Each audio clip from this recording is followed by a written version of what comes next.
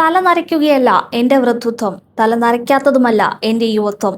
കൊടിയ ദുഷ്പ്രഭുത്വത്തിൽ തിരുമുൻപിൽ തല കുനിക്കാത്തതാണ് എൻ്റെ യൗവനം.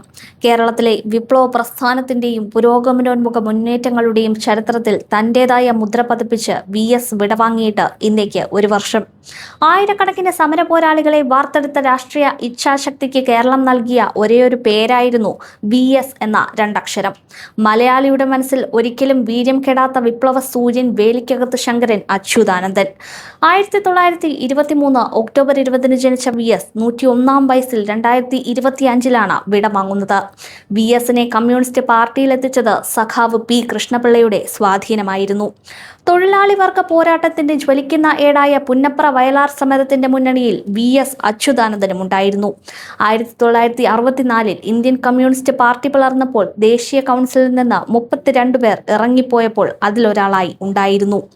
1980 മുതൽ 92 വരെ 12 വർഷം CPMന്റെ സംസ്ഥാന സെക്രട്ടറി. 1985 മുതൽ 2009 വരെ 24 വർഷക്കാലം പോളിറ്റ് ബ്യൂറോ അംഗം.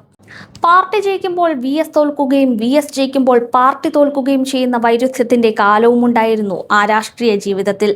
Palmolein, Lavalin, ice cream parlour, Idamalayar എന്നീ വിവാദ കേസുകളിൽ ഒറ്റയ്ക്ക് പോരാടി. എൻഡോസൾഫാൻ, പ്ലാച്ചിമട കൊക്കക്കോള വിരുദ്ധ സമരം എന്നിങ്ങനെ ജനകീയ വിഷയങ്ങൾ അദ്ദേഹം ഏറ്റെടുത്തു.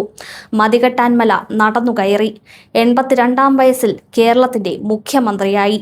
അധികാരത്തിലിരിക്കുമ്പോഴും സമരമായിരുന്നു ആ ജീവിതം. അങ്ങനെ സമരമെന്നാൽ കേരളത്തിനും മലയാളിക്കും VS ആയി.